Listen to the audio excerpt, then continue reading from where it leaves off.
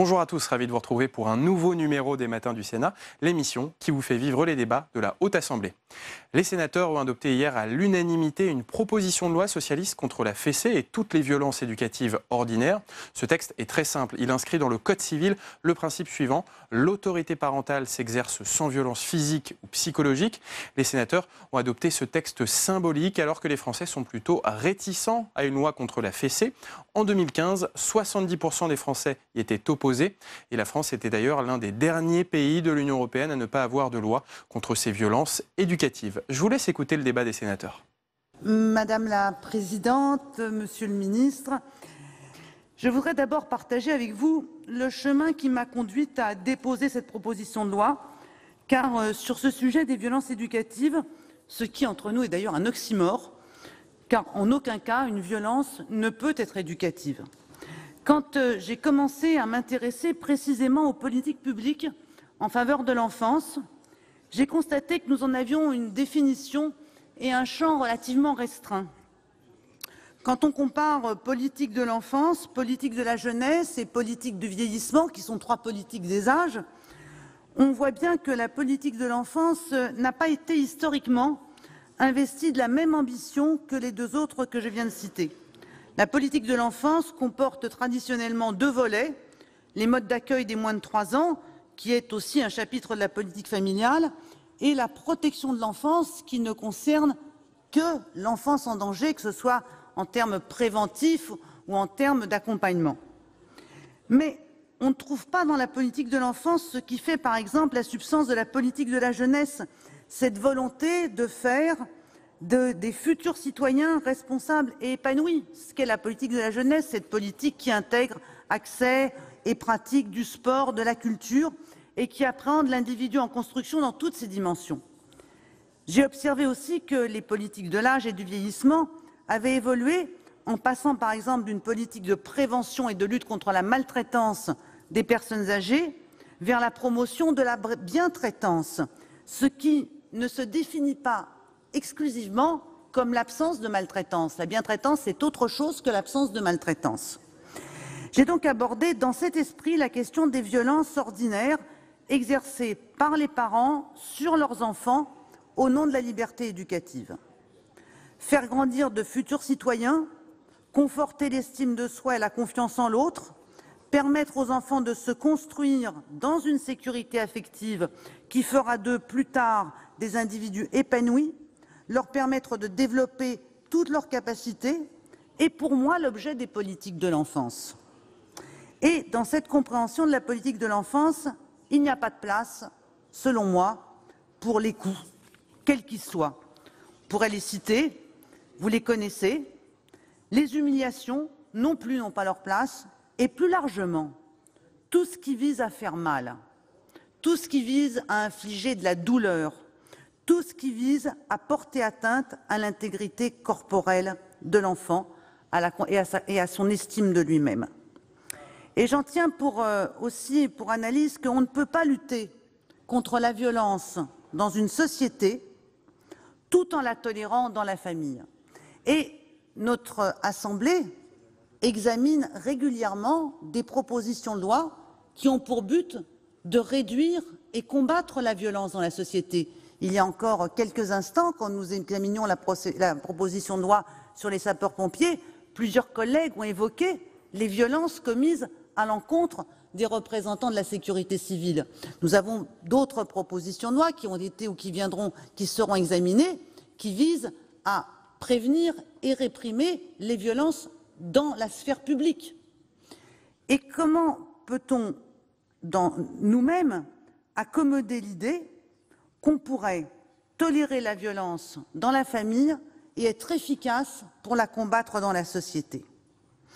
On ne peut pas davantage éradiquer les violences faites aux femmes si on légitime les violences intrafamiliales. Quand on observe les mécanismes, les continuums des violences exercées à l'encontre des femmes par leur conjoint ou leur ex-conjoint, qui conduisent parfois, trop souvent, jusqu'à la mort de victimes, on voit souvent deux types de réitération de comportement. La réitération des violences par l'auteur dont on s'aperçoit qu'ils ont été souvent eux-mêmes victimes de violences étant enfants, et la réitération de l'acceptation de la violence par les victimes, parce qu'elles ont été, enfants, habituées à ce que la violence s'exerce comme un mode de régulation normal dans leur famille. Et on ne peut pas davantage accréditer l'idée que lorsqu'on n'arrive pas à obtenir quelque chose de quelqu'un, quand on n'arrive pas à obtenir qu'il se conforme à ce que vous espérez de lui, on obtiendrait davantage tout simplement en lui tapant dessus. Par ailleurs, je voudrais faire encore un point, et je crois que le président Bas, qui a été un des précurseurs en termes législatifs dans la prévention et la protection de l'enfance, avec la loi de 2007, va comprendre ce que j'évoque. Quand on veut passer un message à l'égard des familles pour prévenir les maltraitances des enfants, on ne sait pas dire où se situe la limite entre la violence tolérable et la maltraitance à l'encontre des enfants. Lorsqu'on conduit une politique de prévention, une campagne d'information, personne ne peut dire « voilà, vous pouvez taper jusque-là, mais à partir de là, attention, ça vient de la maltraitance et on va faire intervenir les services sociaux. » Mais en deçà, c'est du droit de correction, ça fait partie de la liberté éducative. Donc, la proposition de loi que nous examinons aujourd'hui est aussi un appui pour être plus efficace dans les politiques de prévention de la maltraitance exercée à l'encontre des enfants, avec un message simple, c'est qu'on ne frappe pas les enfants. Notre PPL vise à inscrire dans le Code civil une phrase qui indique que l'autorité parentale s'exerce sans violence. Et je voudrais à ce propos faire une précision. Proscrire les punitions corporelles, les humiliations, les injures à l'égard des enfants n'est pas désarmer les parents dans l'exercice de leurs fonctions parentales et éducatives. Ce n'est pas faire la promotion du laxisme éducatif. Un enfant, pour se construire, a besoin d'un cadre et de limites. Et ces limites peuvent et doivent être fixées avec détermination et fermement par les adultes qui en ont la responsabilité. Et je me permets à ce propos une observation. Il n'est pas rare de voir des familles dans lesquelles les enfants ne se heurtent à aucune limite éducative et sont aussi régulièrement l'objet de punitions corporelles. L'exercice de l'autorité parentale n'a pas besoin du droit de correction pour s'exercer. Si, après débat et examen, et cette proposition de loi est adoptée telle qu'elle a déjà été votée par la commission des lois, dans des termes identiques à celle qui a été adoptée à l'Assemblée nationale, alors nous serons dans une situation un peu inédite, pas banale. Deux textes, deux propositions de loi similaires auront été adoptées, l'une à l'Assemblée nationale, l'autre au Sénat. La procédure parlementaire est telle que ça ne peut pas faire un seul texte. Ce n'est pas une navette, c'est deux propositions de loi émanant de chacune des assemblées. Mais, Monsieur le ministre, vous avez une chance formidable. Vous arrivez dans une fonction nouvelle et on a déjà totalement défriché le terrain pour vous. On a fait le boulot. Dans les deux assemblées, la proposition de loi a été adoptée. Il vous reviendra donc maintenant d'inscrire ce qui aura été voté dans les deux assemblées dans un projet de loi spécifique ou de trouver un véhicule législatif adapté qui nous permette de développer cette nouvelle définition d'autorité parentale qui est avant tout un message à l'égard des parents, des familles, des enfants. C'est ce que nous attendons de vous, Monsieur le ministre, dans vos nouvelles fonctions, que ces deux propositions de loi deviennent une loi. Je vous remercie. Merci, chers collègues. La parole est à Madame Marie-Pierre de La Gontrie, rapporteure de la Commission des lois.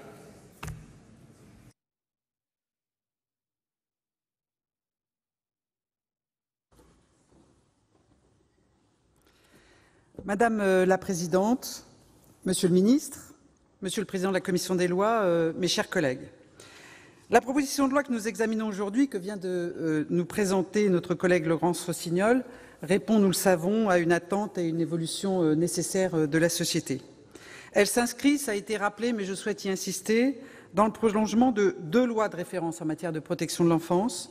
La loi du 5 mars 2007, réformant la protection de l'enfance, et qui a été portée par notre collègue Philippe Bas, alors ministre de la Famille, et la loi du 14 mars 2016, relative à la protection de l'enfant, proposée par nos collègues Michel Meunier et Muguette Dini, soutenue au nom du gouvernement par notre collègue Laurence Rossignol, alors secrétaire d'État. Il est proposé, ça a été rappelé à l'instant, de compléter l'article 371-1 du Code civil qui définit l'autorité parentale par les mots « L'autorité parentale s'exerce sans violence physique ou psychologique ». Cette proposition de loi a donc pour objet de lutter contre les violences éducatives ordinaires, ce double oxymore, en affirmant la non-violence comme principe d'éducation. Parce que nous en convenons tous, la violence sur les enfants ne constitue pas un mode d'éducation. Pourtant, 85% des parents admettent y avoir eu recours dans le cadre de l'éducation, et pour plus de 50% d'entre eux, avant l'âge de 2 ans. Ces chiffres montrent combien ces pratiques sont encore largement répandues dans notre pays. Or, même si on peut noter une évolution progressive des mentalités, un tel niveau d'usage de formes de ces violences éducatives ordinaires, termes qui désignent à la fois les coups, les gifles, les humiliations ou les insultes, témoignent de mentalités profondément ancrées dans notre réalité collective. Les violences éducatives sont encore communément admises, parfois justifiées, voire plus rarement encouragées. Nous ne devons pas minimiser ce fait. En effet, les résultats des derniers travaux scientifiques démontrent les conséquences de ces gestes, de ces cris, de ces brimades du quotidien sur le développement des enfants. A été mise en évidence que, de ce fait, la violence était souvent intériorisée, admise comme un mode normal de relation et de résolution des conflits. Cela conduit à une banalisation du recours à la violence dont les conséquences peuvent s'avérer sérieuses et installer les ressorts des violences, notamment conjugales, mais au-delà aussi. Ces violences subies conduiraient à des comportements antisociaux, parfois à des addictions ou à des troubles anxio-dépressifs. Plus récemment, la recherche en neurobiologie a montré que l'exposition des enfants à ce stress a également des effets nuisibles sur leur développement cérébral et leur capacité d'apprentissage, au-delà des désordres psychologiques que je viens d'évoquer. Depuis près de 40 ans, un grand nombre de pays ont légiféré sur ce sujet et nous pensons que pour la France, le moment est venu de rejoindre cette démarche. La Suède est à l'avant-garde de ce mouvement. Les violences éducatives y sont interdites depuis 1979, ce qui permet d'avoir du recul, et on a pu observer une forte diminution du nombre de demandes de placement en foyer. Dans d'autres pays, comme en Allemagne, on a également constaté une baisse de la violence des jeunes à l'école.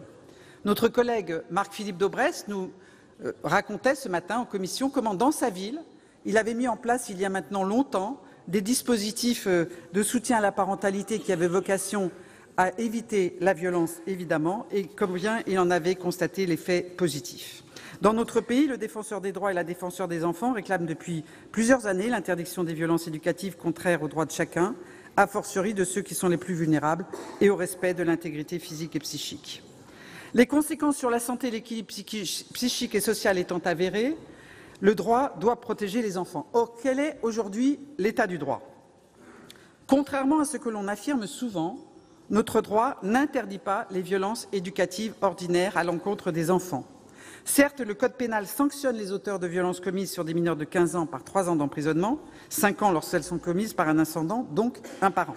Mais la Cour de cassation admet ce que l'on appelle un droit de correction lorsque les violences ont été proportionnées aux manquements commis, si elles n'ont pas eu de caractère humiliant et qu'elles n'ont pas causé de dommages à l'enfant. La jurisprudence crée ainsi un concept de violence utile et acceptable. Se pose alors évidemment la question difficile de la limite entre ce qui est toléré et ce qui est condamnable, entre une punition et une parole humiliante. Comment apprécier la gravité de l'acte et ses effets? Je le souligne, cette proposition de loi ne vise pas à modifier le Code pénal, ni à créer une sanction pour les parents. Elle complète l'article 371-1 du Code civil. Nous ne prétendons pas que ce texte réglera à lui seul le problème ancien de la violence éducative. Cependant, inscrire dans la loi un principe qui constitue le cœur d'une éducation bienveillante permettra d'accompagner le changement social déjà à l'œuvre et de lui donner un fondement juridique, car le Code civil est le pilier de notre contrat social. On y trouve l'énoncé de plusieurs principes comme celui du respect dû à son père et à sa mère, par exemple, et compléter l'article sur l'autorité parentale permettra ainsi de faire évoluer la jurisprudence. Rappelons enfin que cet article 371-1 du Code civil est lu aux futurs époux lors de la cérémonie du mariage et que donc, au-delà de sa portée symbolique, ce texte a donc un effet pédagogique fort. Au-delà des aspects relevant du droit français, la proposition de loi que nous examinons aujourd'hui permettra également de rendre notre législation conforme à nos engagements internationaux. La France est aujourd'hui, je vous l'indique, en contravention avec la Convention internationale des droits de l'enfant, qu'elle a pourtant ratifiée et dont on fêtera cette année le 30e anniversaire. Cette convention stipule que les États doivent prendre toutes les formes législatives pour protéger l'enfant contre toute forme de violence, d'atteinte ou de brutalité physique ou mentale lorsqu'il est sous la garde de ses parents. Le Comité des droits de l'enfant des Nations unies a rappelé à plusieurs reprises à notre pays la nécessité de légiférer pour interdire formellement tout châtiment. La France a également été condamnée par le Comité européen des droits sociaux pour absence d'interdiction explicite et effective de tous les châtiments corporels envers les enfants. L'adoption de cette proposition de loi permettrait donc de nous inscrire dans un large mouvement européen, alors que 54 pays ont déjà intégré cette interdiction dans la législation, dont 23 pays de l'Union européenne sur 28, 5 pays seulement, dont le nôtre, n'ont pas franchi le pas. Il convient aujourd'hui d'y remédier. Enfin, cette proposition de loi a pour ambition de permettre à la France de rejoindre le rang des pays pionniers en matière de protection de l'enfance et a posé un principe clair pour grandir dans un environnement éducatif propice à leur développement. Nos enfants, citoyens en devenir, ont droit à une éducation dénuée de violence et d'humiliation. Nous n'ignorons pas que ce texte, en désignant une pratique encore répandue, peut faire l'objet d'incompréhensions. Il convient donc de les aborder ici. Il ne s'agit pas de s'immiscer dans le quotidien des familles. Cette proposition de loi ne vise pas, évidemment, à dire aux parents comment ils doivent éduquer leurs enfants, mais elle a pour objectif de faire changer les comportements et de protéger les personnes les plus fragiles. Il n'est pas non plus question de culpabiliser les parents qui, se sentant démunis ou dépassés, ont parfois recours à la violence, mais d'affirmer que cette violence ne règle pas le conflit et n'est pas une preuve d'autorité. Beaucoup considèrent également que ces violences ne poseraient pas de problème, souvent d'ailleurs parce qu'ils les ont subies eux-mêmes. Nos habitudes culturelles, le poids de notre propre éducation sont les principaux freins d'une évolution pourtant nécessaire et souhaitée. Nous sommes donc là devant une forme de reproduction sociale de la violence, face à laquelle nous pouvons, comme législateurs, encourager un mouvement inverse de recul. Il s'agit donc bien de favoriser une prise de conscience, d'encourager ainsi la mise en œuvre de programmes de sensibilisation en lien avec les conseils départementaux, les travailleurs sociaux et les professionnels de l'enseignement. Il sera sans doute nécessaire d'accompagner cette loi d'une politique de soutien à la parentalité qui permettra d'aider les parents à rechercher d'autres solutions éducatives. Les pouvoirs publics doivent être mobilisés en ce sens. Mais tous ces éléments le disent clairement. La modification de la législation est nécessaire. Une prise de position claire du législateur est donc aujourd'hui indispensable. Le dispositif initial proposait de compléter l'article du Code civil afin d'exclure de la définition de l'autorité parentale tout traitement cruel et dégradant ou humiliant, y compris tout recours aux punitions et châtiments corporels. Cette formulation était à rapprocher de celle utilisée par la Convention internationale des droits de l'enfant et des recommandations du Comité pour les droits de l'enfant des Nations unies. La Commission des lois a eu le souci de faciliter l'adoption de ce texte dans les deux chambres. Cela a été rappelé à l'instant par notre collègue Laurence Rossignol. En effet, en novembre dernier, nos collègues députés ont adopté des dispositions similaires, après de longs débats nourris qui ont abouti à une quasi-unanimité à l'Assemblée. La Commission des lois s'est donc attachée à reprendre le même dispositif que celui adopté à l'Assemblée. La rédaction est plus sobre que la nôtre, mais s'accorde avec l'esprit et l'objectif du texte initial, en posant clairement le principe d'une éducation sans violence. Le texte qui vous est donc présenté aujourd'hui a été adopté à l'unanimité par notre commission. Je souhaite en remercier chacun d'entre vous et au premier rang desquels son président ici présent. Nous espérons qu'il suscitera auprès de l'Assemblée le même consensus pour faire avancer encore davantage la protection de l'enfance. La France y est prête. Désormais, il est temps d'agir. Merci Madame la rapporteure. La parole est à Monsieur Adrien Taquet, secrétaire d'État auprès de la ministre des Solidarités et de la Santé.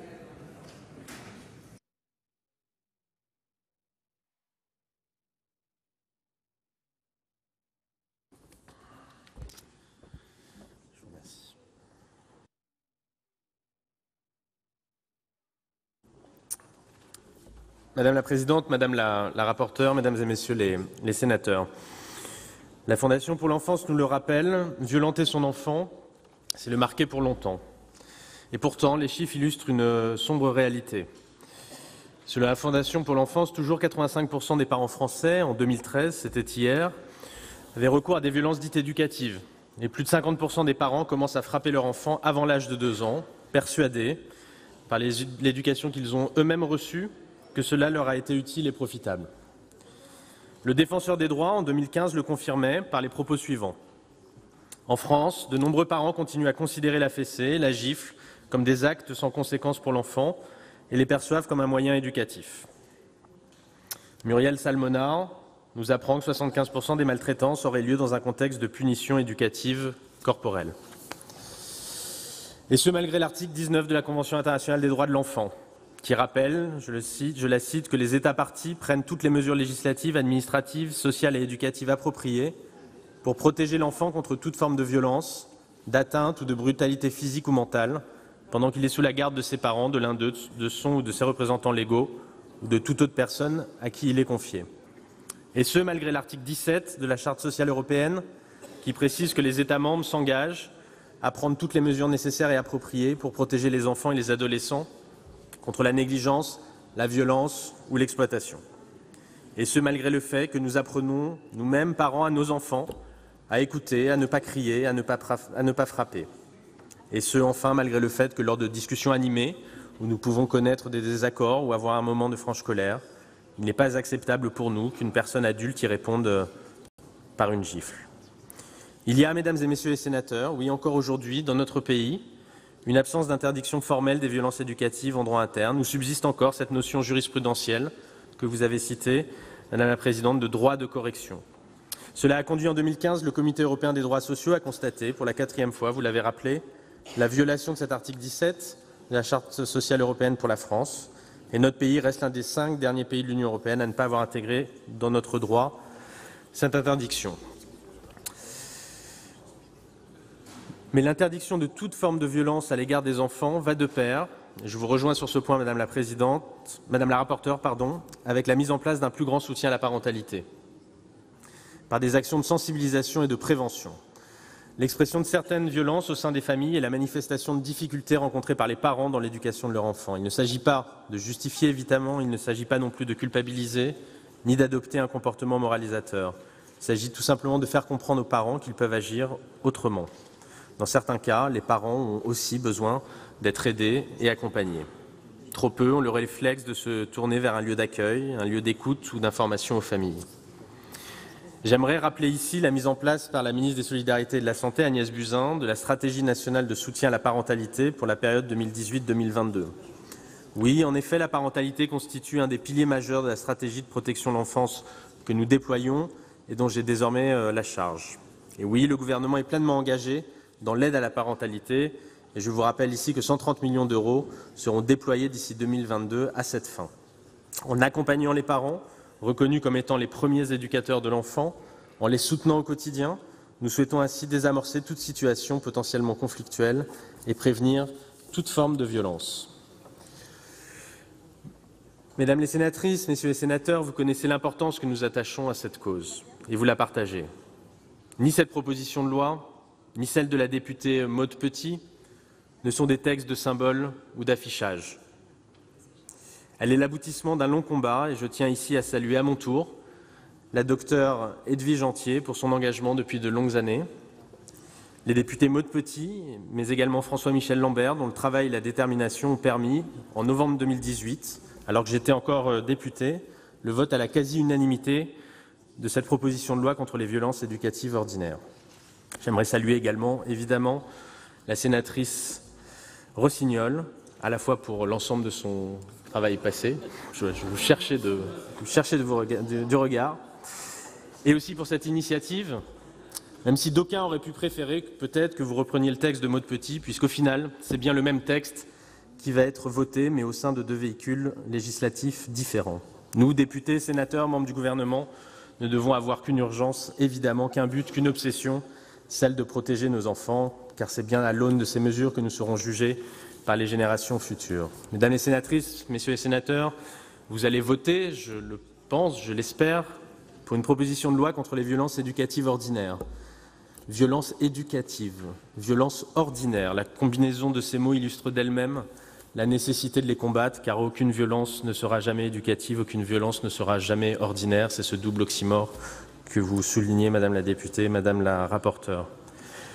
La Convention internationale des droits de l'enfant ne peut célébrer en cette année 2019 ses 30 ans sans l'adoption d'une proposition de loi contre ces violences éducatives ordinaires. Il n'est pas question aujourd'hui d'en faire un débat moral, mais bien d'affirmer haut et fort notre attachement aux droits fondamentaux de nos enfants.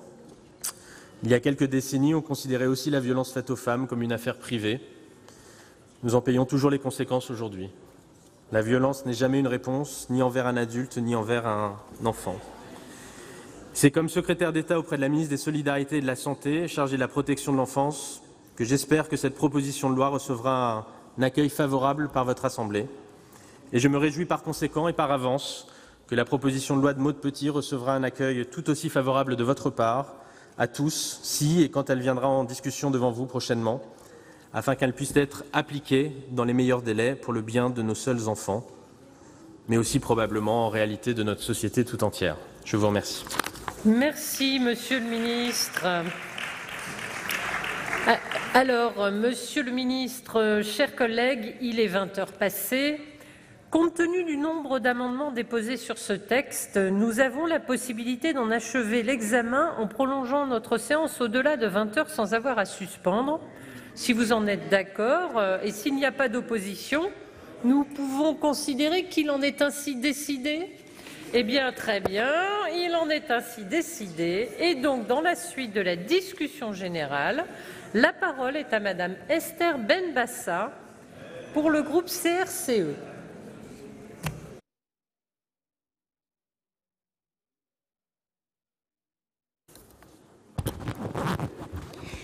Monsieur le Président, Monsieur le Ministre, Madame la rapporteure, mes chers collègues, humiliations, violences et punitions infligées aux enfants ont longtemps constitué un mode d'éducation commun et populaire, une des composantes de l'autorité parentale.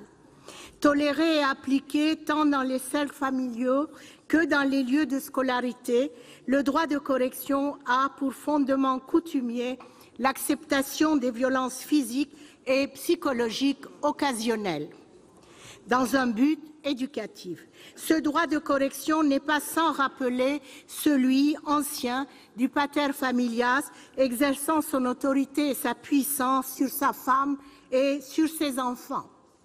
Les dispositions du Code pénal prévoient des sanctions dans les cas de violences faites sur les mineurs, mais ces dernières n'ont pas pour objet premier la sanction des punitions corporelles. Les sanctions éducatives sont également interdites par circulaire dans les établissements scolaires, mais la jurisprudence constante à ce sujet admet le droit de correction permettant aux parents et professionnels concernés d'user d'une force mesurée et appropriée à l'attitude et à l'âge de l'enfant. Fin de citation.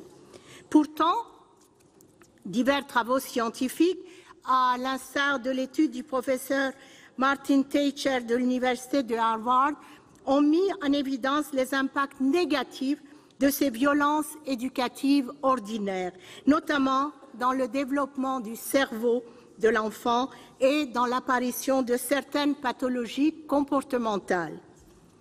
Pour le docteur Gilles-Marie Vallée, psychiatre, ces sanctions peuvent conduire à l'intériorisation par l'enfant d'une violence tolérée.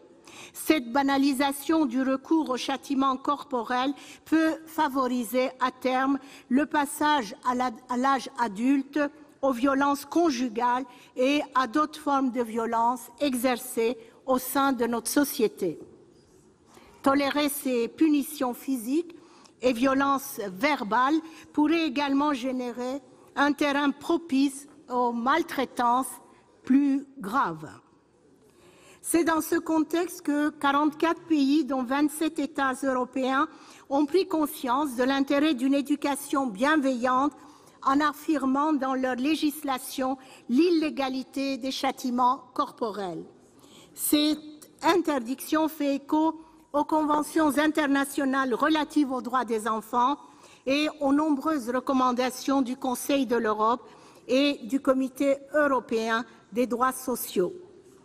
Nous tenons donc à saluer l'initiative de notre collègue Laurence Rossignol qui, s'appuyant sur les recommandations du Défenseur des droits, proposait dans la première mouture de ce texte de prohiber les recours aux punitions et châtiments corporels au sein même de la définition de l'autorité parentale prévue par le Code civil. Ce texte symbolique, sans ajout de sanctions pénales, s'inscrivait dans les engagements internationaux de la France et permettait de faire consensus avec la quasi-totalité de nos partenaires européens. La commission des lois a cependant fait le choix de modifier le texte lors de son examen. Il est ainsi proposé d'ajouter à l'article 371-1 du Code civil l'alinéa suivant, je cite, « L'autorité parentale s'exerce sans violence physique ou psychologique ». Dans cette nouvelle rédaction, le châtiment corporel n'est nullement mentionné, alors que l'utilisation de ce terme est pourtant nécessaire pour abolir définitivement les violences éducatives ordinaires. Le renvoi à une notion floue et générale de violence, sans en définir les contours, sans mettre fin au droit de correction coutumier, est quelque peu regrettable. Il est pourtant grand temps que notre pays se saisisse de cette grande cause. Mes chers collègues, cela fait déjà 30 ans que nous avons ratifié la Convention des droits de l'enfant de New York. Sur un tel sujet, nous ne pouvons rester dans le mutisme ou avancer à petits pas. La France ne doit pas rester à l'écart de ce mouvement européen d'interdiction des sanctions éducatives et il est temps qu'elle promeuve l'éducation bienveillante et non violente. Des mesures d'accompagnement à la parentalité et la formation des professionnels de la petite enfance sont désormais nécessaires pour encourager la prise de conscience collective. L'intention de cette proposition de loi est louable, si je puis m'exprimer ainsi, même si elle est symbolique, car elle permettra d'envoyer un signal fort contre les violences exercées à l'encontre des enfants, sans culpabiliser ou moraliser les parents. Ainsi, voterons-nous en faveur de ce texte. Je vous remercie.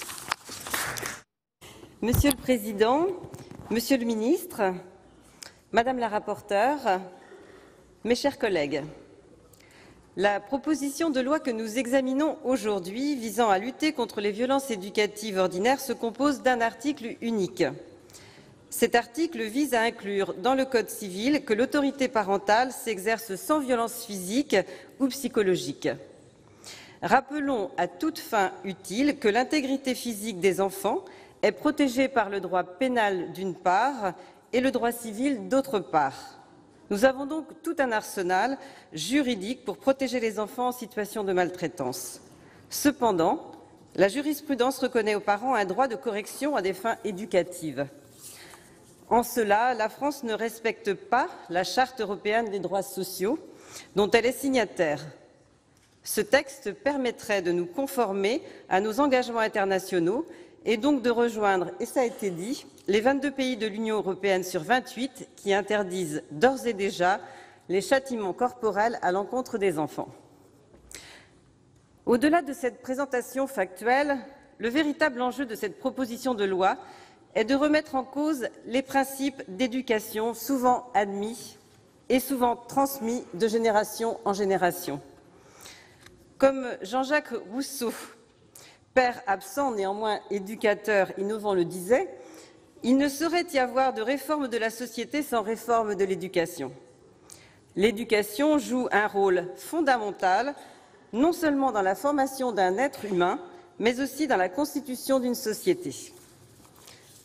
Or, selon la Fondation de France, aujourd'hui, ça a été rappelé par Madame le rapporteur, 85% des parents français ont recours à des violences dites éducatives. Avec ce texte, c'est donc un véritable changement d'attitude auquel sont appelés les parents. Pour le psychothérapeute Didier Pleu, les gifles et les fessées sont des échecs, ce sont des gestes violents. On peut effectivement dire que c'est le signe que le parent est débordé, qu'il est stressé, qu'il craque. Et généralement, juste après, il se sent coupable de son geste. Geste d'ailleurs souvent inefficace sur le plan éducatif. Même avis de Claude Almos, psychanalyste dans son livre « L'autorité expliquée aux parents », elle explique que la fessée n'est pas un outil éducatif. Le but de l'éducation est que l'enfant se soumette aux règles parce qu'il en a compris le sens. Quand une chose est interdite, il faut le lui expliquer. La violence n'est pas une explication, bien au contraire. La violence est un renoncement.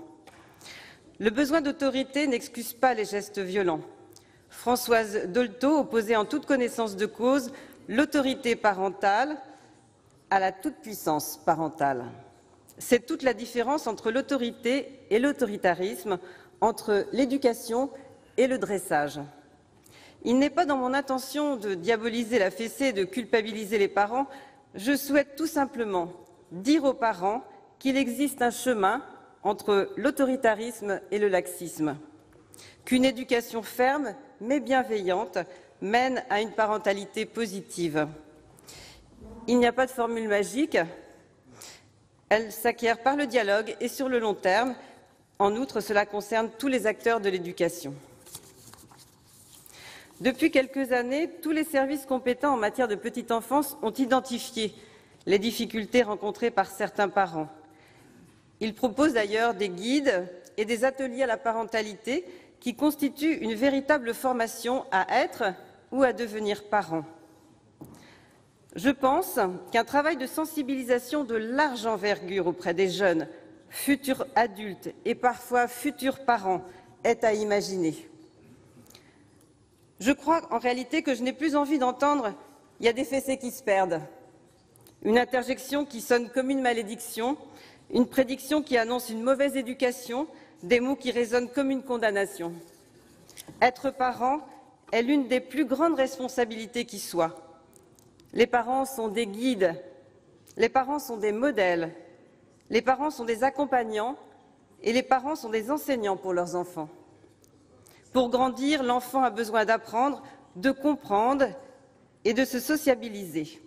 Mais il a aussi besoin de règles et de limites. C'est le rôle des parents que de les lui donner. Non, il n'y a pas de fessées qui se perdent, il y a de la confiance à gagner. Je terminerai mon propos en formulant une critique. Elle porte sur le jeu politique insupportable, à mon avis, entourant le dépôt et l'adoption des propositions de loi relatives à la protection de l'enfance, comme les textes relatifs aux violences sexuelles sur mineurs. Nous assistons régulièrement, je le pense sincèrement, à une compétition politique pour faire adopter le texte qui permettra de s'attirer les mérites et les approbations de l'opinion. Cette proposition de loi ne fait pas exception. Un texte a été adopté quelques mois plus tôt à l'Assemblée nationale. Il suffisait de le reprendre. Un vote conforme aurait mis un terme à ce débat. Quelle issue sera désormais réservée à ce texte par les députés? Malgré ces remarques, le groupe Union centriste, à quelques exceptions près, votera favorablement la proposition de loi. Merci, chers collègues. La parole est à présent à notre collègue Alain Marc pour le groupe Les Indépendants et pour 6 minutes. Monsieur le Président, Monsieur le Ministre, Monsieur le Président de la Commission des lois, Madame le rapporteur, mes chers collègues, la proposition de loi qu'il nous est donné d'examiner aujourd'hui part d'une bonne intention, la volonté de lutter contre les violences faites aux enfants. Ce texte prévoit ainsi de compléter la définition de l'autorité parentale figurant à l'article 371-1 du Code civil en précisant que l'autorité parentale s'exerce sans violence physique ou psychologique. Article 371-1 dont il est donné lecture solennellement en mairie aux futurs époux lors des mariages. Cette volonté de lutter contre ces violences, nous les partageons bien évidemment tous au sein de cet hémicycle. Nous savons les uns et les autres les dégâts que peuvent provoquer dans la construction de la personnalité les violences exercées à l'encontre des enfants. Mais je ne peux m'empêcher de m'interroger sur le bien-fondé de cette énième proposition de loi anti-fessée. Car en l'état actuel, notre droit nous donne tous les outils nécessaires. L'article 222-13 du Code civil n'interdit-il pas déjà toute forme de violence physique envers les enfants et n'érige-t-il pas en circonstance aggravante le jeune âge de la victime? La règle posée ici est de nature exclusivement civile. Elle n'est pas liée à une sanction. Ce texte relève d'une portée symbolique et pédagogique, comme l'indique l'exposé des motifs. Dès lors, cette proposition de loi peut légitimement nous amener à nous interroger sur notre mission de législateur. En effet, ce matin, nous pratiquions la législation en commission et à travers une proposition de loi, nous souhaitions supprimer des lois obsolètes ou inutiles. Alors, il faut vraiment que nous nous interrogions sur la portée de ce que nous votons les uns et les autres. Car la loi ne saurait être seulement symbolique, elle doit avoir une portée certaine. De même, la loi ne saurait être floue ou imprécise. Or, ce texte ne définit à aucun moment ce que sont les violences éducatives ordinaires contre lesquelles il prétend lutter.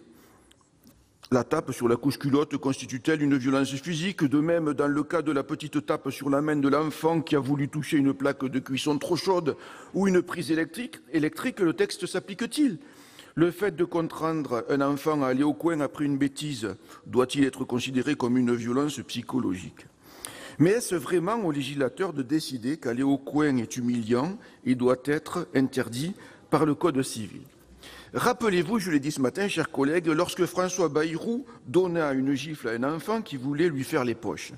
Devant les caméras de la France entière, tout le monde applaudit. Comment qualifier cette gifle? J'essaye juste, à travers cet exemple, de montrer la difficulté qu'il y a à définir une violence éducative. Qu'est-ce que la violence verbale? Qu'est-ce que l'humiliation? Ne faudrait-il pas définir toutes ces notions, dresser une liste? Toutes ces questions illustrent à quel point la rédaction de la proposition de loi apparaît assez inintelligible à bien des égards. D'ailleurs, certains pourraient y voir un texte d'une prétention folle qui entend donner une leçon d'éducation aux familles de France et culpabiliser les Français. D'autres pourraient y voir un texte d'une ingérence certaine qui permet à l'État de s'immiscer dans la vie quotidienne familiale en expliquant comment il faut élever ses enfants, faisant fi de la liberté éducative des parents. En réalité, chers collègues, nous semblons dériver vers une législation de la communication, vers une sorte de diktat de la bien-pensance, alors qu'il faudrait travailler beaucoup plus en amont avec les conseils généraux, avec les associations familiales, avec les communes qui organisent des écoles de la parentalité. Ce matin, Marc-Philippe Daubresse nous expliquait ce qu'il avait fait dans sa commune dont il a été le maire pendant plusieurs dizaines d'années. Oui, il s'agit bien d'un texte symbolique qui n'ose ni aller jusqu'à la sanction pénale, ni nommer précisément les faits ou comportements qui entrent dans son périmètre. Monsieur le ministre, mes chers collègues, aucune violence contre les enfants, qu'elle soit physique, verbale ou psychologique, n'est acceptable. Nous souscrivons tous, mais vraiment tous, à cela. Cette proposition de loi laisse au sein du groupe Les Indépendants un sentiment très mitigé, car elle apparaît clairement comme un texte d'affichage. Toutefois, dans un esprit consensuel, mais vraiment sans illusion, notre groupe votera ce texte. Merci, chers collègues. Dans la suite de la discussion générale, la parole est à notre collègue Jérôme Bascher pour le groupe Les Républicains et pour 5 minutes.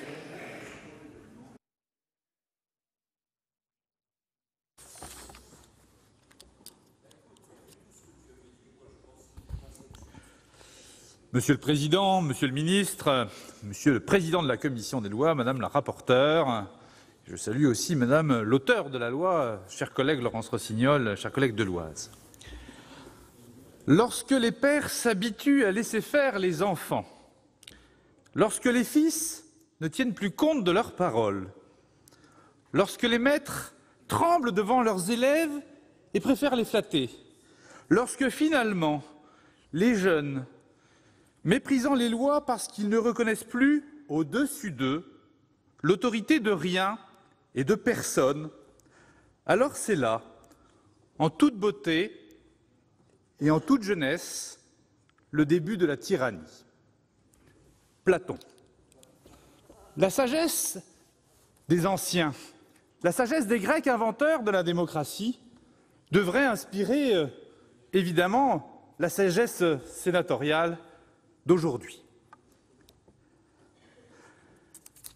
Le droit de correction, je le dis, pose la question essentielle du recours légitime à la violence. Voilà la question fondamentale qui se trame derrière cette proposition de loi. Et nous allons en débattre à nouveau dans les semaines qui viennent, demain, parfois. Je regarde Jacqueline Eustache-Brinio qui rapportera un des textes. Il y aura de nouveau la proposition de loi anti-casseurs. Tout cela, ce sont des sujets sur la violence. La violence est intolérable, je le dis clairement. Mais la violence éducative sur des enfants les plus fragiles, c'est évidemment encore plus intolérable, encore plus inadmissible. Simplement,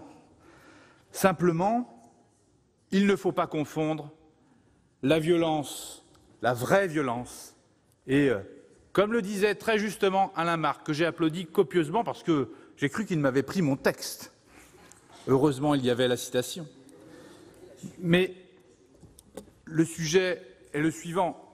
Va-t-on lutter vraiment contre la vraie violence et ne va-t-on pas culpabiliser l'ensemble des Français? Alors j'ai écouté les débats des Français, le grand débat. J'ai écouté les juges pour enfants. J'ai écouté les éducateurs spécialisés. Qui nous a demandé ce texte pour lutter contre les violences auprès des enfants? Nous le savons tous, nous qui avons été des élus départementaux ou qui le sommes encore, il y a une explosion des jugements pour les violences faites aux enfants et des placements des enfants pour les protéger de leurs parents. Une explosion. Il y a donc là un vrai sujet, Monsieur le Ministre, à traiter, une urgence. Et on sait combien les éducateurs spécialisés, l'enfance, la justice, met parfois 2 ans ou 3 ans pour des enfants qui sont martyrisés tous les jours par leurs parents. Eh bien, on met 2 ou 3 ans à résoudre le problème. Voilà l'urgence. Voilà l'urgence. Alors je comprends le symbole, mais je suis d'accord avec Alain Marc. Arrêtons de faire des lois pour les symboles, arrêtons de faire des lois qui nous autoriseraient peut-être à penser. Arrêtons de faire des lois qui commencent à nous dire à l'intérieur de notre maison comment nous devons élever nos enfants. Laissons un peu de liberté. Est-ce que nous avons une demande d'avoir toujours plus de textes dans ce pays qui ne sait que légiférer? Non. Il faut de la responsabilité, il faut des textes, et le code pénal y aide pour éviter tous les débordements, tous les extrémismes. Je ne voudrais pas que des Français croient que le souci du Sénat, le souci de l'Assemblée ou du gouvernement, ce soit de réprimer les parents parce qu'ils ont donné une fessée. Ce serait un contre-message. Mais cependant, je rejoins dans l'idée la proposition de la sénatrice Rossignol lorsqu'elle dit peut-être peut-on cesser au XXIe siècle de contraindre par la fessée ou toute autre brimade pour l'autorité. Cependant, il est nécessaire de maintenir les symboles de l'autorité et de ne pas culpabiliser les uns et les autres. Alors j'ai trouvé finalement un motif pour voter ce texte, à coup sûr. C'est celui, au-delà de la théorie, c'est celui des dérives sectaires sur lesquelles ce texte pourra peut-être aider. Mais avant tout, faisons de la famille, la famille avec l'autorité du père et de la mère, la famille tranquille pour assurer l'autorité et l'éducation des enfants. Merci, chers collègues.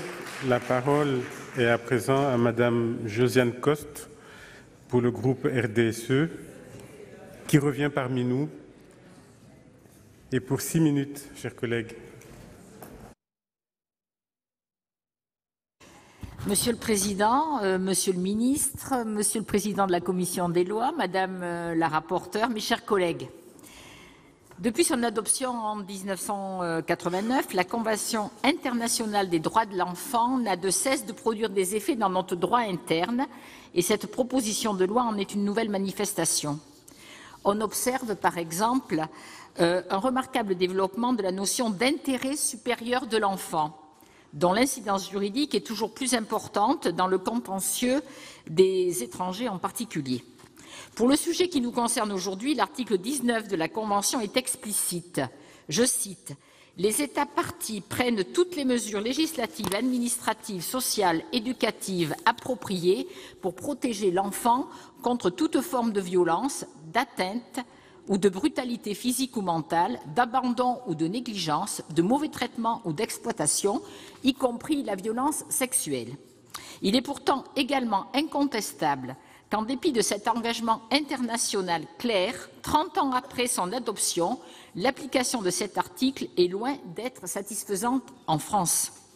En effet, comme vous en faites rigoureusement état dans votre rapport, Madame de La Gontrie, on peut considérer que cette résistance relève d'un habitus bourdieusin qui agit à la fois dans les familles comme dans les juridictions.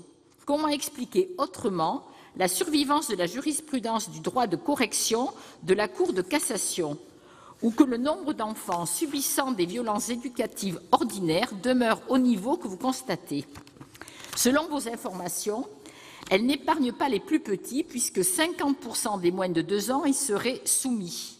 Paradoxalement, c'est la même société qui, d'une part, condamne les infanticides ou les viols sur mineurs, au point de parfois demander le retour de la peine de mort, et d'autre part, tolère que des parents exercent des violences destructrices et quotidiennes sur leurs enfants. Cette tolérance est pourtant dépourvue de base juridique. Le Code pénal n'établit pas de distinction entre violence ordinaire et violence extraordinaire. Si la notion de violence éducative ordinaire a pour mérite de lever l'euphémisme d'autres désignations, comme celle de correction, y accoler les mots d'éducative et d'ordinaire prolonge donc l'ambiguïté. Il ne s'agit ni plus ni moins que de parvenir à ce que toutes les violences exercées par un individu sur un autre soient sanctionnées, quand bien même elles le seraient d'un parent sur son enfant. La formulation proposée par notre rapporteur et adoptée à l'Assemblée nationale permettra de lutter contre cette tolérance coutumière en abolissant la limite factice entre violence parentale et violence interpersonnelle. Bien sûr, tous les parents siégeant dans cet hémicycle reconnaissent que la frontière entre faire acte d'autorité et faire acte de violence, surtout psychologique, est parfois difficile à distinguer. Surtout pour des parents désormais soumis à de multiples pressions professionnelles et familiales. Mais gardons-nous de tomber dans une analyse trop simpliste du phénomène des enfants rois. Comme l'écrivent les spécialistes, la notion de l'enfant roi ne désigne pas seulement une figure d'enfant, mais une forme de relation entre enfants et adultes. C'est bien ce lien qu'il s'agit aujourd'hui de réinventer, et le rôle de l'État est d'accompagner les parents dans cette tâche. Il faudra réfléchir aux moyens à développer dans ce sens. L'autre intérêt de cette initiative et du rapport de notre collègue est de mettre en lumière l'incidence de la prohibition de telles violences sur le niveau de délinquance juvénile, alors qu'une réforme de l'ordonnance de 1945 est en cours de préparation. Il y a là l'idée que la crise d'autorité pourrait découler du décalage existant entre les affirmations de façade, celle d'une protection absolue de l'enfance, et la réalité, qui les place encore en situation de vulnérabilité vis-à-vis de parents violents. Toute la société pourrait en réalité bénéficier de la protection de l'estime de soi de ces futurs adultes qui conditionnent la réussite scolaire et professionnelle. Les membres du groupe RDSE voteront donc en faveur de cette proposition de loi qui a le mérite d'apporter une réponse adaptée à la problématique des violences ordinaires en faisant en sorte que leur abolition fasse partie du contrat familial. Nous pensons qu'en la matière, la voie civile sera plus judicieuse que la voie pénale, afin que toutes les familles deviennent le lieu premier de construction d'une société pacifiée. On ne lutte efficacement contre des habitus qu'en préparant des évolutions de fond, pas des mouvements de surface. Enfin, et pour conclure, il reviendra aux magistrats de la chambre criminelle de la Cour de cassation de se saisir de cette évolution et de renoncer à la jurisprudence du droit de correction, sans quoi l'abolition restera inachevée. Je vous remercie. Merci, chers collègues. Dans la suite de la discussion générale, la parole est à notre collègue Jacques Bigot pour le groupe socialiste et républicain et pour 10 minutes.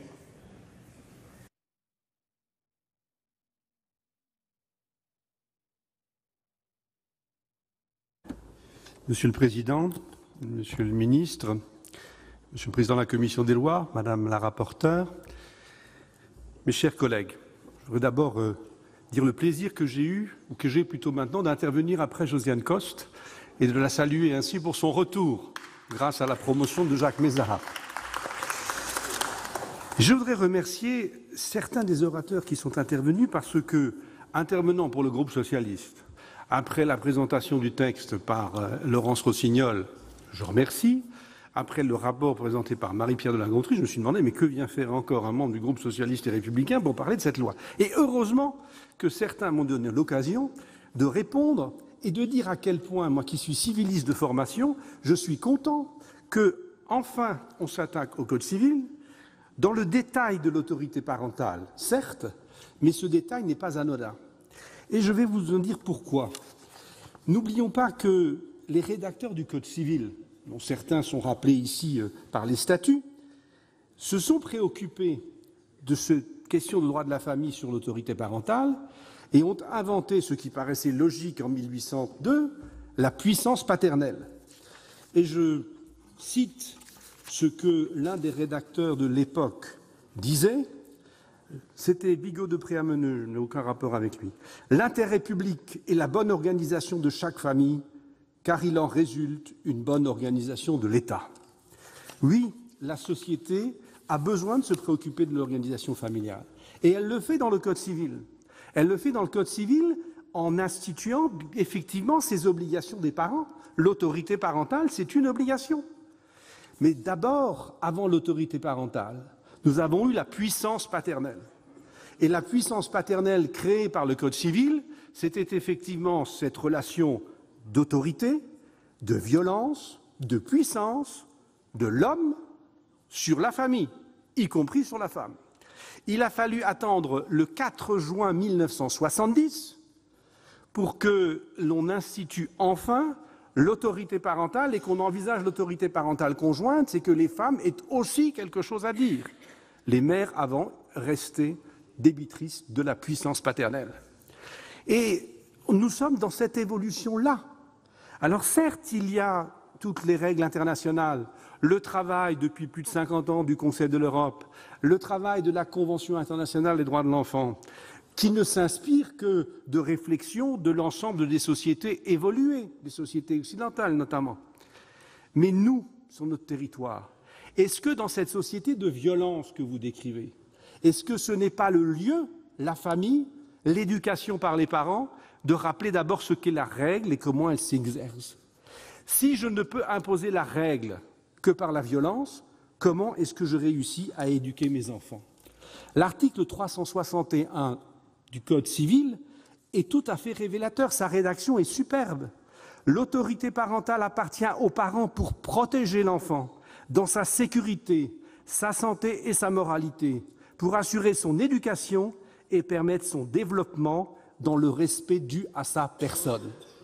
Et il est important que ce soit dans le Code civil et que c'est cet article que nous lisons lorsque nous célébrons des mariages aux futurs parents, puisque le mariage et la création de la famille, c'est quand même encore dans nos conceptions, et que l'on lit ça aux parents en leur expliquant, lorsqu'ils sont jeunes, parce que quand on marie des parents un peu plus âgés, on hésite à lire cet article, mais on leur rappelle effectivement ce rôle qu'ils vont avoir s'ils décident d'avoir des enfants.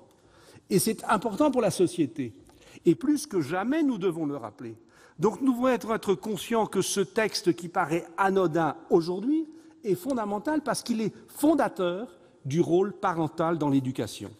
Et qu'effectivement, cette autorité parentale, elle doit, aujourd'hui, pour l'essentiel, elle est exercée sans violence.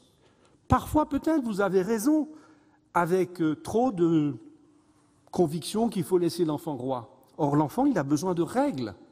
Il a besoin qu'on les lui fixe et qu'il comprenne que le non-respect de ces règles met en difficulté la vie familiale. Combien de parents, néanmoins, savent très bien que l'usage de la violence, je crois que ça a été dit par un de nos collègues lors du débat à la commission des lois, à un moment donné, l'enfant devient insupportable, énervant, agaçant, et la réaction de l'adulte est une réaction de violence. Mais ce n'est pas une violence éducative, il faut bien en être conscient, même si elle est légère. Et nous savons bien que dans la société, et on est au cœur, Monsieur le ministre, de ces questions aujourd'hui, il faut que l'on arrive à expliquer à des gens qui revendiquent et qui légitimement s'expriment que ça ne peut pas se faire dans la violence. C'est la même chose. Ça doit se faire dans le dialogue et dans le débat et dans la bienveillance. Et pourquoi est-ce que ça ne se traduirait pas dans la vie familiale? Et pourquoi précisément parce que le Code civil l'indique, on ne le dirait pas aux parents aujourd'hui, comme on a osé en 1970 dire que l'autorité parentale s'exerce conjointement par le père et par la mère et qu'elle est un ensemble de droits et de devoirs. C'était à l'époque une révolution, il suffirait de voir les propos à l'époque du député Mazot pour se rendre compte que même là, ce n'était pas évident d'arriver à ces questions. Donc, acceptons cette évolution, qui n'est pas anodine. Et je pense qu'on ne peut pas simplement recourir systématiquement au code pénal. On ne peut pas tout pénaliser. Au contraire, ce que l'on pénalise et qui est simplement poursuivi, c'est effectivement des violences inadmissibles à l'égard promises par les parents à l'égard d'enfants. Cela se développe effectivement, peut-être parce que les dénonciations se font, parce que l'on a des associations qui agissent, parce qu'on a des enseignants qui dénoncent, parce qu'on a des procureurs qui poursuivent. Mais posons-nous la question, est-ce que ces parents à qui on n'a pas dit que l'éducation, elle se fait sans violence physique et psychique, ils reproduisent les violences qu'ils ont eux-mêmes subies. Et donc je crois que cet article a du sens, cette petite phrase qui se rajoute, cet alinéa que l'on ajoute, et je voudrais dire à ma collègue Esther Benbassa que je pense que la rédaction de ce texte est meilleure que celle initiale, même si celle proposée par Laurence Rossignol, à l'origine, s'inspirait effectivement de ce qui est dans les conventions internationales, etc. Et je pense qu'il n'est pas besoin de parler de l'exclusion du traitement cruel, dégradant, humiliant, y compris de tout recours, mais de manière positive, de dire l'éducation se fait sans violence au pluriel, physique et ou psychologique. Mais à partir de ça, j'ai pris note, Monsieur le secrétaire d'État, de votre engagement. Il y a un travail énorme à faire pour sensibiliser les parents, pour arriver à sensibiliser les enseignants, pour faire en sorte que cette autorité parentale soit comprise comme l'apprentissage de la règle. Et de ce point de vue-là, je pense que c'est au-delà de ce texte qu'il faudra nous investir les uns et les autres pour sans doute mieux l'expliquer dans nos communes, sur nos territoires, pour faire effectivement en sorte que le législateur, celui qui construit la société, puisse se faire comprendre des parents, au-delà des conventions internationales, parce que c'est l'enjeu de la société de demain, de faire en sorte que les enfants ne soient plus violents, parce qu'on leur aura appris que la règle et le rapport à l'autre passent par le respect et pas forcément par la violence. Merci, chers collègues. La parole est à présent à Madame Pascale Gruny pour le groupe Les Républicains et pour 5 minutes. Monsieur le Président, Monsieur le Ministre, mes chers collègues, la proposition de loi que nous examinons aujourd'hui modifie l'article 371-1 du Code civil, lu par l'officier d'état civil lors de la célébration du mariage, en inscrivant le principe selon lequel l'autorité parentale s'exerce sans violence. Nous convenons tous des bonnes intentions des auteurs de ce texte et de l'intérêt qu'il y a à réduire les violences au sein des familles, tant pour les couples que pour les enfants. C'est d'ailleurs si vrai que le Code pénal prévoit déjà un arsenal de mesures permettant de sanctionner, punir et condamner les parents qui iraient trop loin. Le juge aux affaires familiales peut également, selon l'article 515-9 du Code civil, délivrer en urgence une ordonnance de protection lorsque les violences exercées au sein d'un couple mettent en danger un ou plusieurs enfants. Ajoutons que la Cour de cassation a confirmé dans un arrêt du 29 octobre 2014 la pratique jurisprudentielle du droit à la correction, en rappelant que ce droit reconnu aux parents a pour limite l'absence de dommages causés à l'enfant, la correction devant rester proportionnée aux manquements commis et ne pas avoir de caractère humiliant. La nouvelle rédaction du Code civil proposée par la proposition de loi revêt une portée davantage pédagogique et symbolique que juridique, puisqu'elle ne prévoit même pas de sanctions pénales. Aussi, je m'interroge sur la libre appréciation que les juges feront des violences éducatives ordinaires. Je me méfie toujours de ces textes qui, sous couvert de bonnes intentions que nous partageons tous, consistent à distribuer officiellement des bons et des mauvais points, et en l'occurrence à stigmatiser les parents. Lorsque l'on contraint physiquement un enfant à aller au coin, le texte s'applique-t-il? Lorsqu'un enfant reçoit une tape sur la main parce qu'il a voulu toucher une plaque électrique un peu trop chaude, est-ce grave? Contraindre un enfant à ranger sa chambre ou sa salle de jeu en le prenant par le bras, élever la voix quand il n'écoute pas, est-ce une violence psychologique telle qu'il en résulterait des perturbations tout au long de la vie? S'il est du devoir du législateur d'agir pour lutter contre toutes les formes de violence contre les mineurs, ce n'est pas à la loi de dire ce qu'est un bon ou mauvais parent. Tous ceux qui le sont devenus savent que rien ne peut vous préparer à la parentalité. C'est au fur et à mesure des années et des expériences que l'on apprend à bien s'occuper d'un enfant. J'ajoute que fixer des règles et les faire appliquer est essentiel pour que les enfants deviennent des adultes respectueux de la vie en société. Veillons dès lors à ne pas contrarier l'autorité parentale, car c'est aux parents qu'il appartient de trouver les voies et les moyens de parvenir, dans le respect de la légalité, à la bonne éducation, laquelle varie d'ailleurs selon les familles, leurs références et les points sur lesquels elles insistent. Au sein même d'une famille, les manières de procéder diffèrent selon les enfants, chacun ayant sa personnalité. Il existe, à mon sens, bien d'autres phénomènes auxquels il faudrait s'attaquer, en premier lieu avec plus de force. Je pense aux vols avec violence, aux agressions sexuelles, ou encore aux 700 000 élèves qui sont victimes de harcèlement scolaire, dont 1 sur 4 déclare avoir pensé au suicide. Ces phénomènes détruisent beaucoup plus de vies, et notamment les vies de très jeunes enfants, que l'éducation parentale. Enfin, il serait souhaitable de développer les dispositifs de soutien à la parentalité, car parfois il est nécessaire d'aider les parents à être parents. Beaucoup de mères soutiennent déjà de tels dispositifs, mais il conviendrait de les généraliser partout sur le territoire et de les faire monter en puissance. Il faut banaliser le recours à ce type de service pour éviter le risque de stigmatisation ou de prescription et répondre de manière concrète aux nouveaux besoins exprimés ou ressentis par les parents. Des progrès restent à faire pour mieux appréhender l'hétérogénéité des situations parentales. L'offre existante est encore trop généraliste, donc insuffisante. Elle doit être articulée avec une autre offre destinée à répondre aux besoins spécifiques de certains publics, de façon à couvrir toute la population. Par exemple, des problèmes pour les parents d'adolescents, pour les parents de différentes origines culturelles, pour les parents qui se séparent, pour les familles monoparentales, etc. Enfin, moi, je voudrais quand même aussi penser aux enseignants qui se retrouvent de plus en plus devant des enfants dès la maternelle à qui on n'a pas appris les règles, et je crois qu'on l'oublie aussi souvent. En conclusion, mes chers collègues, notre société doit certes se montrer à la hauteur de ses principes humanistes et républicains en réaffirmant la place qu'elle donne à l'enfant. Mais elle ne doit pas instaurer de confusion malsaine, elle ne doit pas culpabiliser, elle ne doit pas faire tomber sous le coup de la loi des comportements qui ne sont pas violents, mais tout simplement parfois nécessaires dans l'éducation de nos enfants. Nous voterons donc ce texte, même s'il se contente de rappeler une règle de bon sens et dont la violation est déjà sanctionnée aujourd'hui par la loi. Je vous remercie. La discussion générale est close. Monsieur le Président de la Commission des lois. Oui, merci Monsieur le Président, mes chers collègues, Monsieur le Ministre. Je voudrais simplement indiquer, de mon point de vue, quelles sont les proportions réelles de ce débat, puisque nous avons un texte qui vise à compléter d'un membre de phrase un article du Code civil qui est lu à chaque mariage par les maires.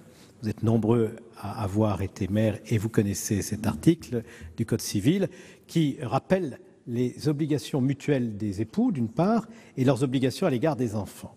Il s'agit, avec la rédaction qui a été adoptée à l'initiative de notre rapporteure, Madame de la Gontrie, par la Commission, de dire que l'autorité parentale s'exerce sans violence physique ou psychologique. Ça n'est pas une disposition pénale. Et c'est le rappel d'un principe que tous les parents devraient avoir à cœur de respecter. C'est une vertu pédagogique qu'ont recherché à la fois les auteurs de la proposition de loi, notre rapporteur, et cette vertu pédagogique, la commission des lois y a souscrit en toute simplicité, en pensant bien que les violences sur les enfants sont déjà pénalement sanctionnables. Heureusement, c'est l'article 222-13 du Code pénal qui punit sévèrement les violences commises par les parents à l'égard de leurs enfants. Aussi bien, il faut tout de même préciser, parce qu'il y a une certaine confusion sur les règles applicables, que les parents de France n'ont pas le droit de battre leurs enfants. Je m'estime heureux de vivre dans une république où c'est le cas depuis longtemps. J'ai vu des commentaires disant qu'on allait maintenant interdire la fessée. Non, non, la fessée est interdite depuis bien longtemps. Et ça n'est pas de cela que nous discutons aujourd'hui. Nous abordons le problème dans sa dimension juridique, de portée que nous reconnaissons limitée, où il s'agit simplement de rappeler une saine inspiration qui doit guider l'attitude des parents à l'égard de leurs enfants. Il ne s'agit pas d'interdire les punitions, il ne s'agit pas d'interdire l'autorité. On voit les résultats de la défaillance de l'autorité parentale dans de nombreux cas de délinquance et, indépendamment des cas de délinquance, aussi dans une forme de difficulté que beaucoup de nos propres enfants connaissent dans l'insertion dans la société et l'arrivée à l'âge adulte et l'acquisition de la maturité qui donne des armes pour affronter la vie. Et si la commission des lois a adopté ce texte, c'est précisément en raison à la fois de l'exigence pédagogique qui est manifestée par ce texte, mais aussi en raison du fait qu'il ne vise certainement pas à apporter des règles qui contrarieraient l'exercice de l'autorité des parents sur l'enfant pour les faire grandir et leur permettre un jour d'assumer leurs responsabilités d'adultes. Je voulais apporter cette mise au point. Elle me paraît nécessaire pour circonscrire le débat que nous allons avoir maintenant sur les amendements. Merci, chers collègues. Nous allons effectivement passer à la discussion du texte de la Commission après la discussion générale. Avant l'article unique, je suis saisi de l'amendement 2 rectifié bis de Madame Boulay-Espéronnier. Vous avez la parole. Bien, merci Monsieur le Président. Cette initiative législative a essentiellement vocation à engendrer un changement de mentalité dans l'exercice de la parentalité et de l'autorité parentale, et il en a été largement question ce soir. Toutefois, pour que cette PPL soit efficace, il me paraît essentiel que l'aspect sensibilisation des Français soit sanctuarisé dans la loi, comme l'est l'affichage du numéro, par exemple, de la ligne téléphonique d'urgence pour les mineurs en danger. Cet amendement vise donc à mettre à disposition des parents une information claire et pédagogique relative aux conséquences de ces comportements sur le développement de leur enfant dans tous les lieux les accueillant. Pour faire en sorte que ces pratiques quittent la sphère de l'ordinaire, il est indispensable que les parents disposent de ces éléments décisifs qui sont autant d'aides indispensables à la parentalité. Je vous remercie. Merci, chers collègues. Quel est l'avis de la Commission ? Merci, Monsieur le Président. On voit bien quel est l'état d'esprit de cet amendement, puisque, allant dans le sens de la démarche de la proposition de loi, il propose des voies qui permettraient peut-être d'en renforcer l'efficacité. Alors, ce matin en commission, nous en avons débattu. Plusieurs aspects nous ont semblé peut-être un peu gênants. D'abord, alors que nous proposons une modification du Code civil, vous proposez un complément au Code de l'action sociale et des familles. Mais par ailleurs, il existe déjà, donc d'ailleurs vous le citez puisque vous voulez compléter cet article, l'obligation d'affichage du numéro d'appel 119 qui concerne l'enfance en danger et qui nous semble d'ores et déjà répondre à cette préoccupation. Et donc je ne vois pas comment du coup se présenterait ce message d'information qui compléterait l'annonce sur le 119 et risquerait peut-être de brouiller cette communication. En revanche, je pense qu'il faudrait, et là je me permets d'interpeller directement le ministre, que l'État mène des campagnes d'information qui seront nécessaires de toute façon si nous parlons, comme tout à l'heure, de soutien à la parentalité, pour sensibiliser les parents sur ce que nous avons examiné depuis tout à l'heure. Donc la commission des lois a émis un avis défavorable à cet amendement. Encore une fois, pas sur l'état d'esprit poursuivi que nous partageons, mais plus sur son aspect pratique et efficace. Et donc, il vous est demandé de le retirer si vous en étiez d'accord. Merci Madame la rapporteure. Quel est l'avis du gouvernement ? Merci Monsieur le Président. Madame la sénatrice, pour les mêmes raisons qu'exposées par Madame la rapporteure, ce sera une demande de retrait, sinon défavorable. Je préfère effectivement miser sur l'efficacité du dispositif 119. Vous le savez peut-être, aujourd'hui, face à un doute de violence sur enfants, seul un Français sur 4 appelle effectivement le 119, dont un travail sur la notoriété doit probablement être fait par ailleurs. Donc cherchons à ne pas rendre... cherchons l'efficacité, à ne pas brouiller la lisibilité de dispositifs de communication autour de ce numéro. Quant à l'interpellation de Mme la rapporteure, je vous confirme qu'un certain nombre de mesures seront prises concernant la parentalité dans les semaines, les mois à venir. Et effectivement, la notoriété des dispositions que nous sommes en train d'adopter feront probablement très probablement partie des messages qui seront transmis aux parents dans le cadre de cet accompagnement à la parentalité que le gouvernement veut renforcer. Je vous remercie. Merci, Monsieur le Ministre. Madame Boulay-Espéronnier. Oui, sensible à vos arguments en faveur d'une meilleure efficacité, je retire l'amendement. Merci, chers collègues. Voulez-vous garder la main et présenter le prochain amendement, le 2 rectifié? Oui. Merci, Monsieur le Président. En 2019, nous célébrons les 30 ans de l'adoption de la Convention internationale des droits de l'enfant, explicitant que les États prennent toutes les mesures législatives, administratives, sociales et éducatives appropriées pour protéger l'enfant contre toute forme de violence, d'atteinte ou de brutalité physique ou mentale, d'abandon ou de négligence, de mauvais traitement, pendant qu'il est sous la garde de ses parents ou de l'un d'eux, de son ou de ses représentants légaux ou de toute autre personne à qui il est confié. Plus que tout, l'enfant a le droit de se sentir en sécurité dans les lieux qui l'accueillent et, de par sa dépendance et sa vulnérabilité, il devrait être particulièrement protégé. En ce sens, le cadre de la famille ou de tout autre lieu d'accueil se doit d'être sécurisant et entouré d'un climat de confiance. Un des axes d'intervention est de doter les parents de repères éducatifs et comportementaux répondant aux besoins de leur enfant et aidant ces derniers à se prémunir de difficultés affectives ou sociales ultérieures. Cette action de prévention doit passer par la sensibilisation de tout professionnel étant partie prenante de la vie de l'enfant. Les assistants maternels, parce qu'ils accueillent à leur domicile des enfants dès l'âge de 2 mois et demi, doivent impérativement connaître les conséquences des violences éducatives ordinaires sur le développement cognitif et émotionnel de l'enfant, ainsi qu'être formés à leur détection. Cet amendement vise donc à inscrire l'objectif de prévention des violences éducatives ordinaires dans les prérequis de la formation d'assistants maternels. Merci, chers collègues. Quel est l'avis de la Commission ? Merci, Monsieur le Président. J'étais tellement intéressée par votre proposition parce qu'elle est la reprise de dispositions qui ont été votées par l'Assemblée nationale que j'ai été moi-même tentée lors des auditions qui ont été organisées avant l'examen de ce texte par la Commission. J'ai réfléchi à ce qui pouvait être inséré de cette manière. Deux raisons m'ont fait m'arrêter en chemin. D'abord, pourquoi seulement ces professionnels-là ? Parce qu'il y a toute une série de professionnels qui sont concernés par cette question. Et donc, j'ai envisagé un court instant, mais on m'a ramené à la raison très vite, de proposer un amendement qui modifierait tous les codes concernés pour tous les professionnels concernés, pour que, etc.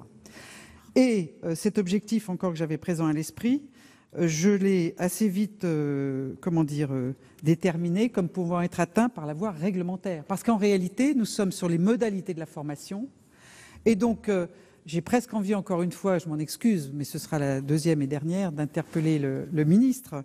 C'est-à-dire qu'il faut sans doute que dans toutes les formations des personnels, des professionnels qui ont à traiter des jeunes enfants, que ce type de dispositif soit prévu. Donc vous l'avez compris, ce matin en commission nous avons eu cet échange, nous n'avons pas donné d'avis favorable à cet amendement, encore une fois pas pour des raisons de raisonnement, mais en raison de son application concrète et de son champ, et donc il vous est demandé de le retirer, et je n'oublie pas que j'aimerais que le ministre peut-être nous donne son point de vue par rapport à ce besoin d'entraîner l'ensemble des professions concernées par ce sujet. Merci Madame la rapporteure. Monsieur le ministre. Merci Monsieur le Président. Madame la sénatrice, prévention des violences éducatives ordinaires s'intègre en réalité déjà dans la formation de ces professionnels en contact avec les enfants et les parents, et notamment dans l'attention apportée sur les besoins et les facteurs de développement de l'enfant, conformément aux dispositions des articles D421-46 et D421-47 du Code de l'action sociale et des familles. Je vous rejoins, Madame la rapporteure, besoin de sensibilisation au travers des formations de l'ensemble des professionnels en contact avec les parents, avec la petite enfance, est probablement nécessaire. Et j'ai envie même de vous dire que s'agissant des violences, quelle qu'en soit la nature, qu'elles soient d'ordre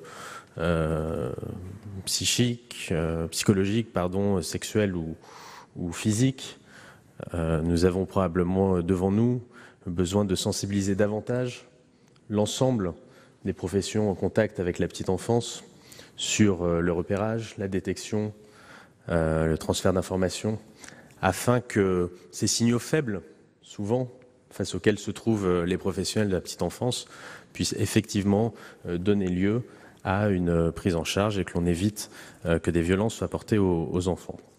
Le gouvernement travaille sur ces aspects de formation, une fois encore au-delà de la question des violences éducatives ordinaires. Je me permets d'élargir le propos. À ce stade, pour répondre à votre amendement, une fois encore, il est satisfait, nous semble-t-il. Donc c'est plutôt une proposition de retrait, et à défaut, ce sera un avis de sagesse. Merci, Monsieur le ministre. Madame Boulay-Espéronnier. Oui, j'ai bien entendu tout ce qui a été dit, et nous sommes vraiment d'accord pour dire qu'il y a un besoin de former tous les professionnels qui sont au contact de l'enfant. Évidemment, pour repérer les risques qu'il peut y avoir, c'est un travail conjoint de tous les professionnels. Cependant, il faut bien commencer par un bout. Je pense que les assistants maternels, c'est une bonne chose. Peut-être que dans le cadre du projet de loi sur l'école de la confiance, on pourra parler des professionnels de l'éducation et ainsi de suite. Donc moi, je préfère maintenir l'amendement si vous en êtes d'accord. Merci, chers collègues. Je mets donc aux voix l'amendement 2 rectifié avec un avis défavorable de la commission, sagesse du gouvernement. Qui est pour?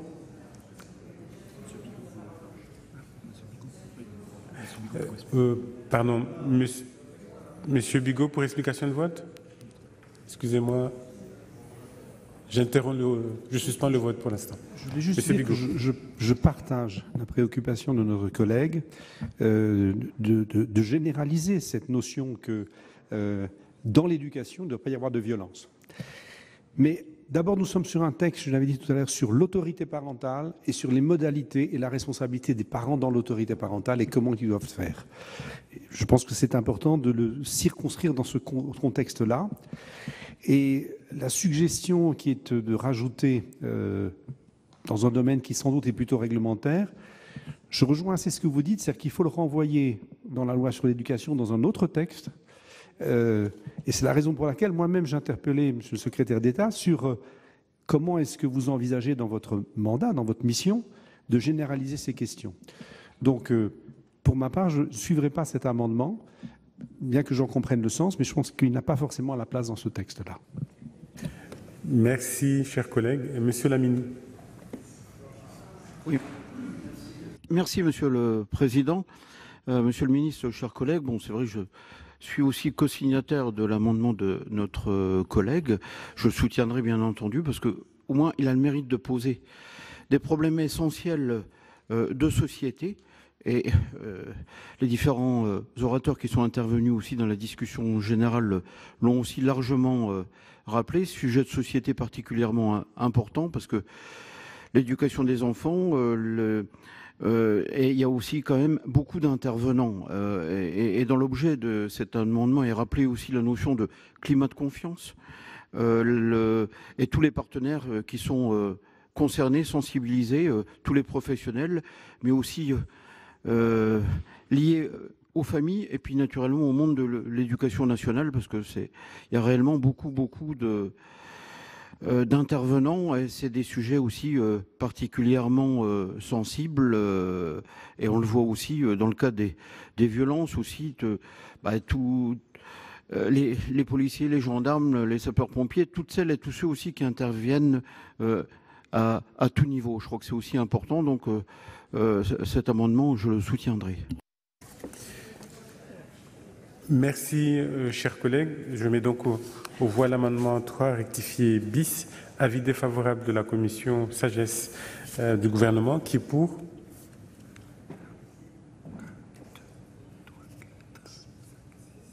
Qui est contre? Qui s'abstient? Il n'est pas adopté.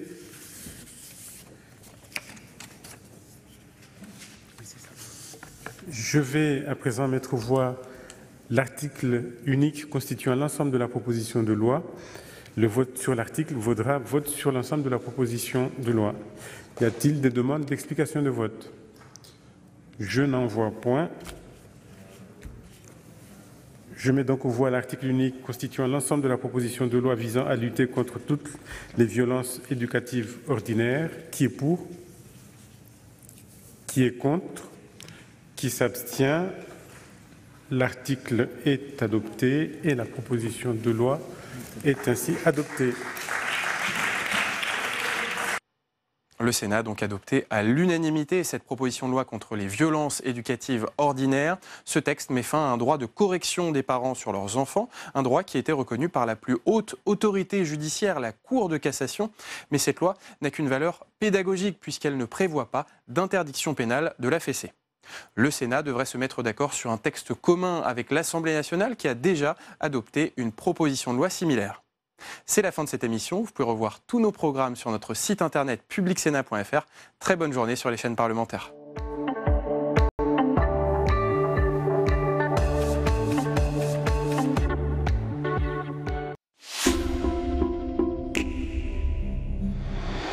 Bonsoir à tous, bienvenue sur Public Sénat. Ce soir, à 22h, on va plus loin. Reportage et débat pour décrypter l'actualité du jour avec Rebecca Fitoussi. Puis à 23h, hashtag. Hélène Risser revient sur le grand débat national. Le hashtag grand débat a-t-il supplanté le hashtag gilet jaune? Nous avons mené l'enquête. Bonne soirée sur Public Sénat. Dans l'ombre ou la lumière, elles ont toujours joué un rôle clé aux côtés des présidents, de Daniel Mitterrand à Brigitte Macron, conseillères officieuses ou diplomates improvisés, femmes d'influence ou femmes politiques. Quel est le vrai pouvoir des premières dames? Ce sera notre débat de la semaine dans Un monde en doc. Un monde en doc, samedi à 21h sur Public Sénat.